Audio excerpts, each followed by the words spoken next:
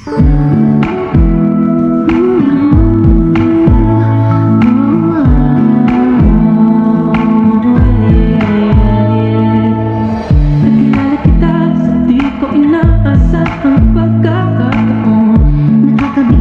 parang medyo nalulungkot na ako dahil I'm gonna leave my family behind for this. So ayun, a bit of sadness pero excited naman po. And You guys have been here for 2 months, no? 2 months. 72 days. Ang haba nun.